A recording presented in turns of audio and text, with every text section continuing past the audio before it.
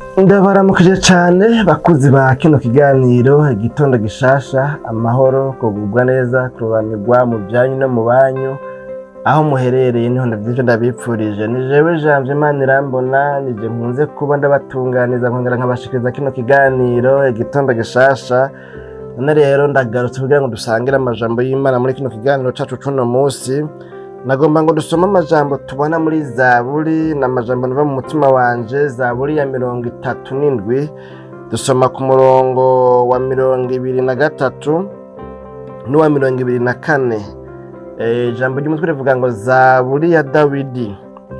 Iyi ntambuko z'umuntu zishigikiwe n'Uhoraho, akanezererwa inzira yiwe, naho yotemba ntazoshika hasi rwose, kuko Uhoraho amuramira mu kuboko kwiwe. Imana yacu nihimbazwe. Bene data, nano majambo nzanywe no kuganira namwe muri kino kiganiro igitondo gishasha cacu cuno musi. Birashoboka yuko ama wayasomye, birashoboka ko umaze kuyasoma, birashoboka ko ari rya mbere, birashoboka mbere kuba wari umaze no kuyumva, sinzi, birashoboka bivanye. Ariko mugabo numva nipfuza ko subira kuyakunda, subira kuyiyumvira, ko subira kuyanezererwa ukundi gushasha. Niyo nje gusangira namwe muri kino gitabo c'amazaburi. Amazaburi twabivuze mu biganiro byacu ko bukeye ko bwije, ni kimwe mu bitabo nkunda cane. Umukomantateur wa Bibiliya wewe umwe yagikomanse kavuga ngo amazaburi ngo ndayakunda ngo kubera yuko amazaburi ngo ameze nk'icirore. Icirore ngo ni c'umuntu wari we wese iyo yiravyemwo ngo vyanka vyakunda ngo aribonamwo, arabona ishusho yiwe.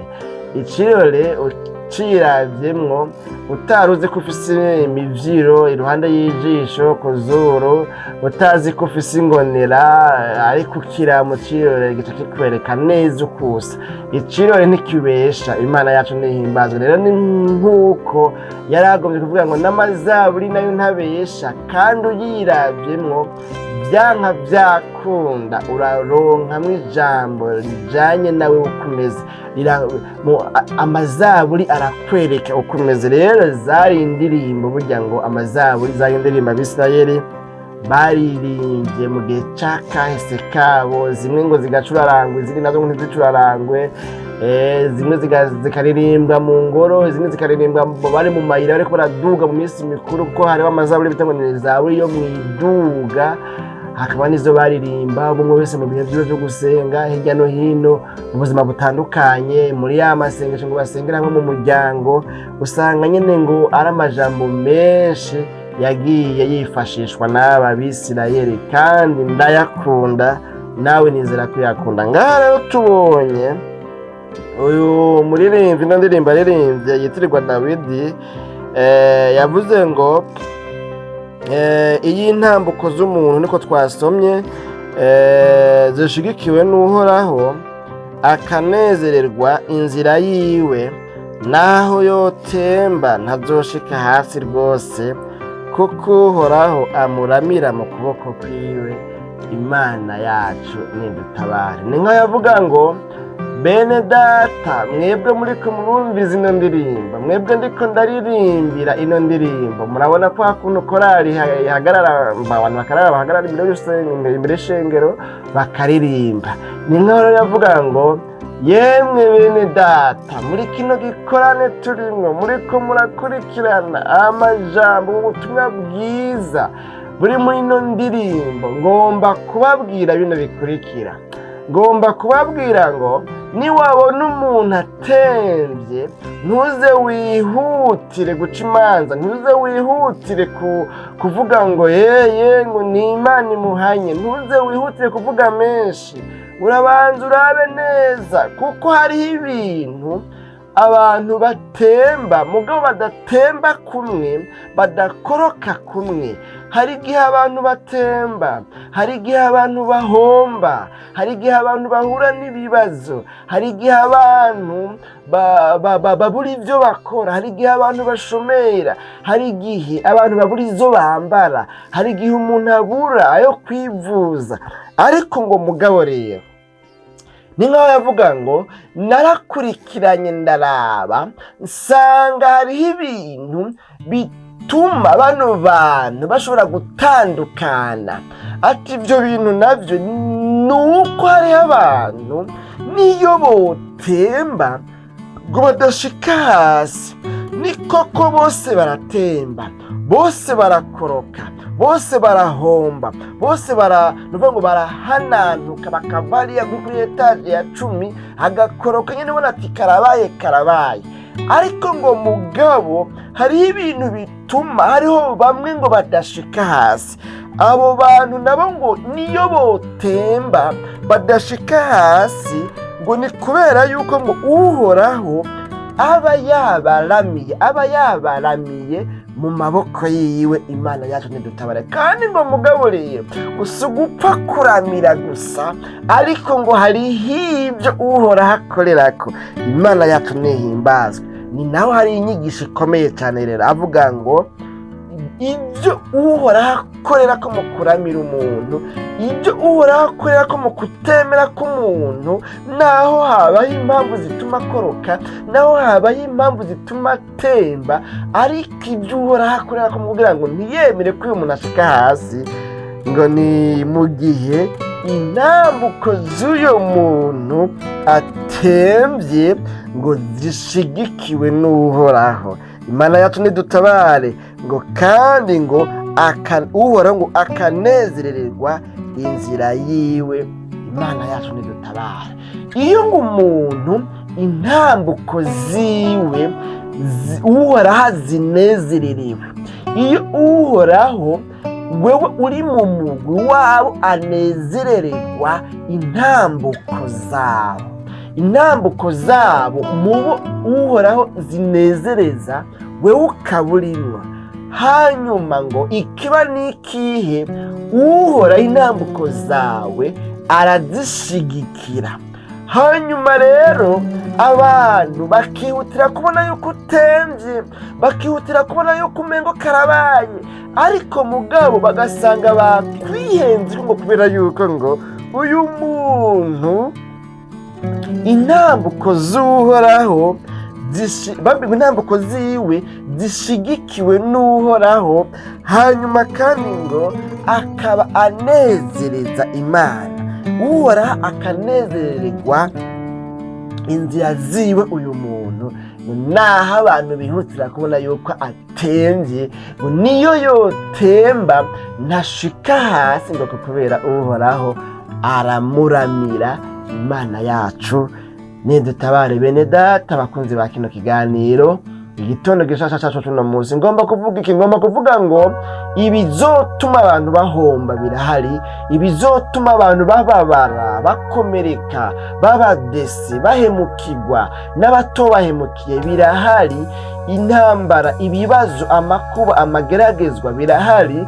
Ibyotuma umuntu yona turubura akaja kwa rujani kubera ko yasaze mu mutwe, yarengewe n'ibibazo by'ubuzima bimuremereye. Ibyo birahari. Mbere yavuze Yesu akiri munsi ngo ibitsitaza abantu ntibizobura kuza, ngo ariko ngo hagowe ubizana.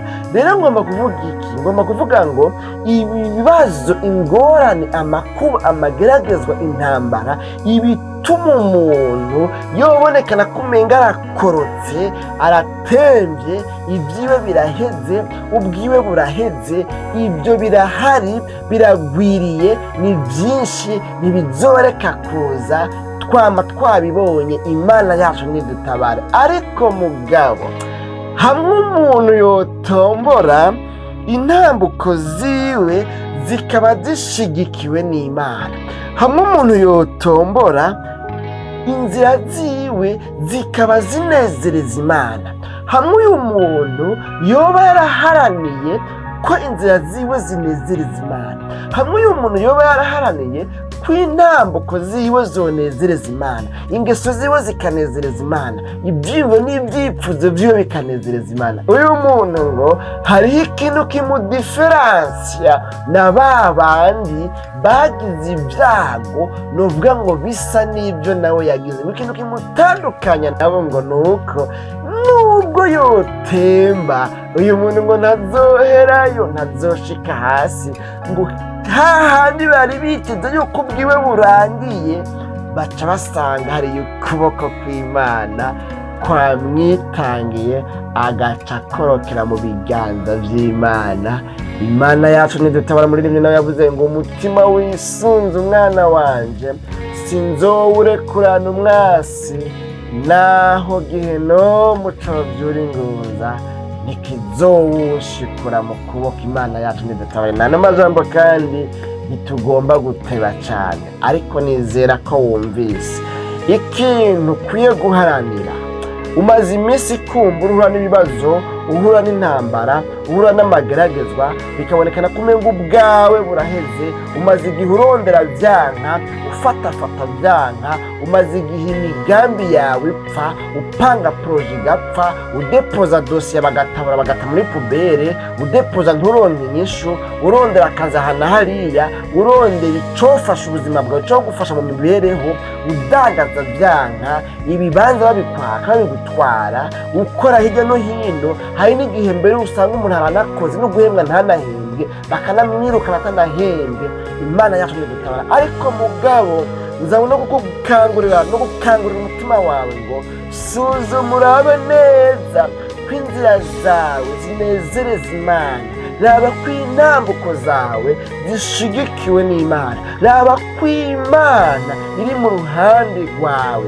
Ijambo ry'Imana rero barimo rivuga ngo nimba ngo asangwa Uhoraho ari mu ruhande rwacu, uwo tugwanya ninde? Nta wo gushobora asangwa Imana iri mu ruhande rwawe.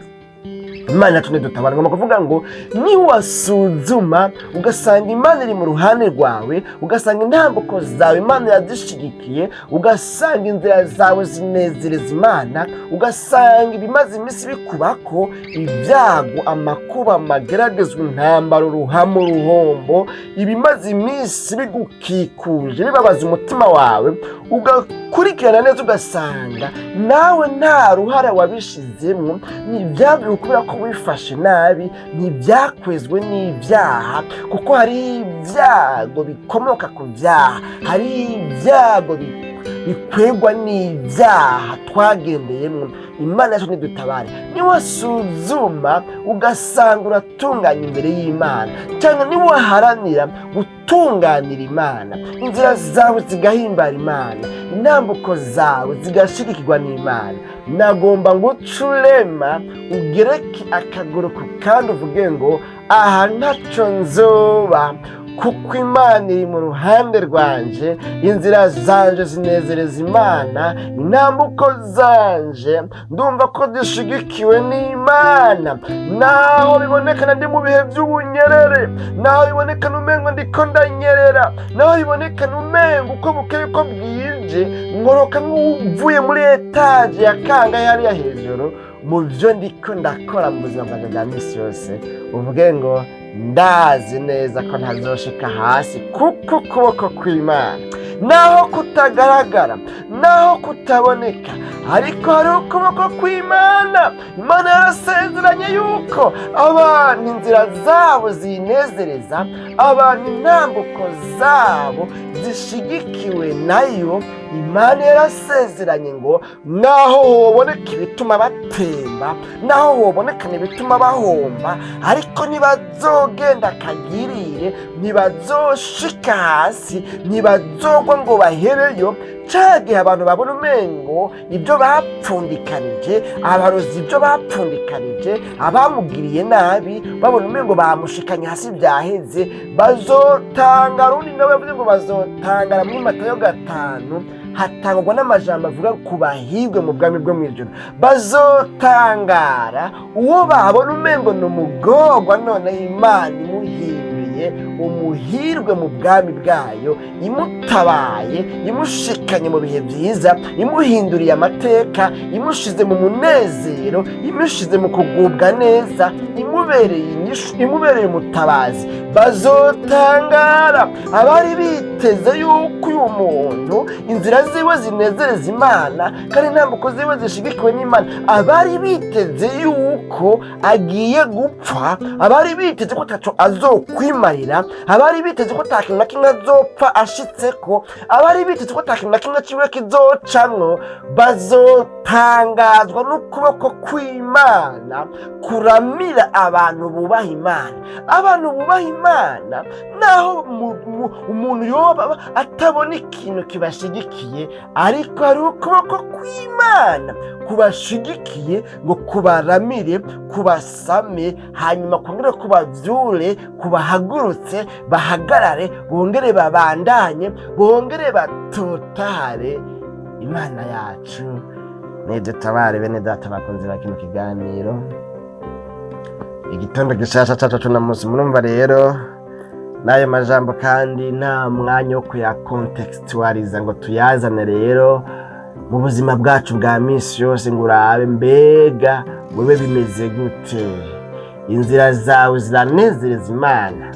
Ahantu mbisemwo ibintu bibiri umuntu yoharanira ko inzira ziwe zinezereza Imana, ibyo umuntu agenderamwo, ibyo umuntu arondereramwo, ibyo umuntu akora binezereza Imana. Hanyuma kandi agaharanira yuko intambuko ziwe, agaharanira yuko ibyo akora bishigikirwa n'Imana. Inkingi bishigikiye iba ari Imana. Imana yacu nidutabara.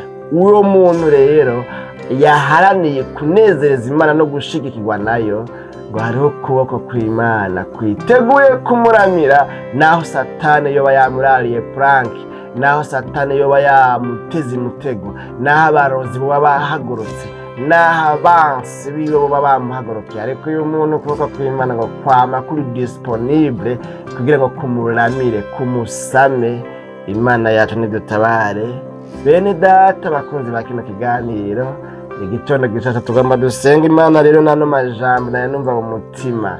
Mbega by'ukuri wumva inzira zawe, intambuko zawe, ingeso zawe, inyifato zawe, ukubanye n'abandi, wumva binezereza Imana. Hari muri nimba yaririmbye korasi, muri za korasi zikunda kuririmba mu basenzi, ngo icomba nkanezereza umutima w'Imana.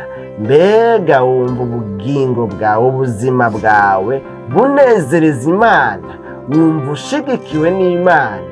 Ibyo uri kuracamwo byose, nimba ushigikiwe n'Imana urahiriwe, kuko naho wotemba ntuzoshika hasi. Ariko mugabo nimba udashigikiwe n'Imana, nimba uri mu ntege nke, nimba uri mu maganya, ngo muri bibiri bavuze ngo ubugaragwa bwabaye burebure, ngo none abantu benshi bariko barasubira inyuma. Nimba uri kurasubira inyuma, aho niwatemba uzogira ingorane, kuko uzoshika hasi. Kandi ushitse hasi uzokondagurika, uzovunagurika, uzosanzara. Ni hahandi umuntu agwa agaca agenda amazima yongo, ntagaruke no mu nzira y'agakiza.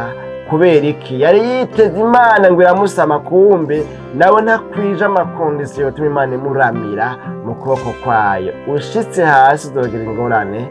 Nshuti mukundwa, none nagomba ngo usuzume, mbega ubona uri mu mugwi w'abantu inzira zabo ziriko ziranezereza Imana kandi zishigikiwe n'Imana? Ni waba utari muri uyo mugwi, nturi mu bantu Imana yoramira mu kuboko kwayo, kandi aho uragize ikibazo vuba bidatevye. Niwagumuka udahindukiye ube mu bantu inzira zabo zihimbara Imana. Nano majambo kandi numva nakwipfuriza yuko inzira zawe wobaho zihimbara Imana, kugira ngo nubwo wogira ibibazo ukuboko kw'Imana kukuramira. Nano majambo reka dusenga Imana. N'abahigwe abantu inzira zabo zinezereza Imana, kandi intambuko zabo zikaba zishigikiwe n'Imana. Abo bantu n'abahigwe, barahiriwe. Mu gihe abantu bari biteze yuko ubwabo buheze, bazobona ibyabo bihinduka. Imana ihinduye amateka, uwaratemvye aramigwe n'Imana. Imana isubire muhagurutse, ahaguruke, ahagarare, bigende neza. Nare kuvuga uburorero butari buke bw'abantu byagiye bigenda gutyo, kubera yuko intambuko zabo, ibikorwa byabo byabaye byo kugororoka, byanezereje umutima w'Imana, ariko nta mwanya wabyo uhari. None rero igihambaye ni icuko wowe wiraba yuko uri mu bantu bariko baranezereza Imana. Dusenga Imana. Tuzosha mu kiganiro igitondo gishasha c'ubutaha. Mwami Yesu, turagukengurukiye cane kubwana amajambo mazima utubwiye muri kino kiganiro. ko dukwiye guharanira kugira intambuko zishigikiwe nawe. Ibyo navyo bizanana mu kuba intambuko zacu, inzira zacu zikunezereza. Hanyuma ngo nivyagenda gutyo, naho twotemba, naho twotegwa umwereka, naho twotegwa imitego, ngo ntituzotemba ngo dushike hasi, kuko ukuboko kwawe kwama guhari ngo kuturamire.